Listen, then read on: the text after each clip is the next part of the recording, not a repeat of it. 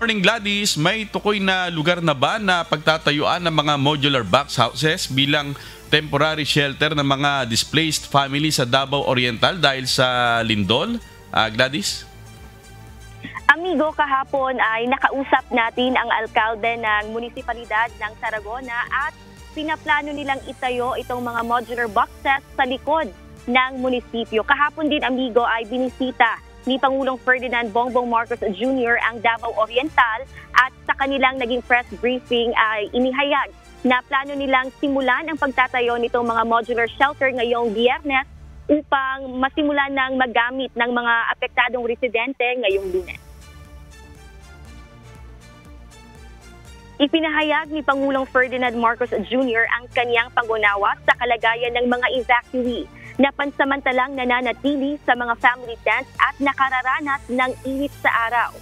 Sa pagbisita ni PBBM sa ilang apektadong lugar sa Davao Oriental kahapon, sinabi nito na bilang tugon sa kalagayan ng mga displaced families, magtatayo ang pamahalaan ng mga modular shelter upang mapabuti ang kondisyon ng mga evacuee habang hindi pa naayos ang kanilang mga tirahan. We have the tent cities, but we will change the tent cities into the modular shelters that we have found to be mas matibay, mas komportable, para kahit na medyo matagalan. Kasi yung infrastructure, pagka i-rehabilitate at saka rebuild, matagal ng kaunti yan eh. So, we will have to find a place na maganda naman ng kanilang lagay. Nasa 150 modular units ang kabuuang itatayo sa mga apektadong LGU. Sisimulan itong i-install ngayong Biyernes upang magamit na sa susunod na Lunes. Ang nasabing modular shelter ay may kasama ng toilet facility, supply ng tubig at kuryente at isang common kitchen. Bukod dito, magbibigay rin ang Office of the President ng financial assistance sa mga pamilyang nawala ng bahay dahil sa lindol. May ipamamahagi ring tulong para sa mga pamilyang wala sa evacuation center, ngunit kasalukuyang nakikitira muna sa mga kamag-anak upang may magamit sila na pagkain. Sa pagbisita ng Pangulo kahapon, agad nitong ininspeksyon ang pinsalang iniwan ng lindol, partikular na sa mga munisipalidad ng Manay at Tarragona. Dito, inatasan ni Pangulong Ferdinand Bongbong Marcos Jr. ang mga apektadong LGUs na alamin agad at tukuyin kung alin sa mga gusali, pribado man o publiko, ang hindi na maaring gamitin at maaari pang ayusin. Ito ay upang malaman ang pondong kakailanganin para sa mga estrukturang maaaring isailalim sa repair.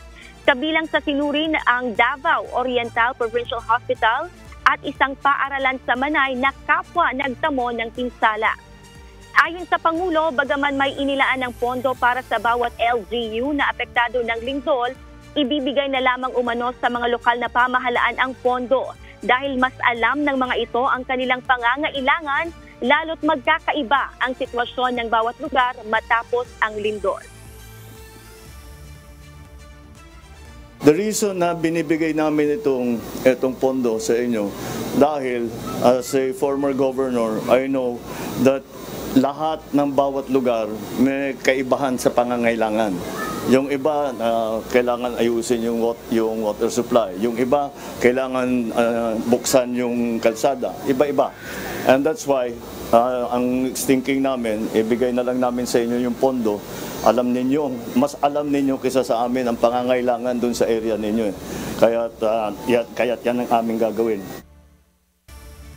Amigo, sa mga nakapwestong family tents sa Tarragona, hindi lahat ng mga pamilyang nakatira doon ay tuluyang nawasak o nawalan ng tirahan. May ilan na bahagyang may tira lamang ang kanilang mga bahay, ngunit mas pinili ang manatili muna sa mga family tents dahil anila mas ligtas ito at dahil na rin sa takot na baka biglang lumindol ulit at baka gumuho na lamang ang kanilang mga tirahan.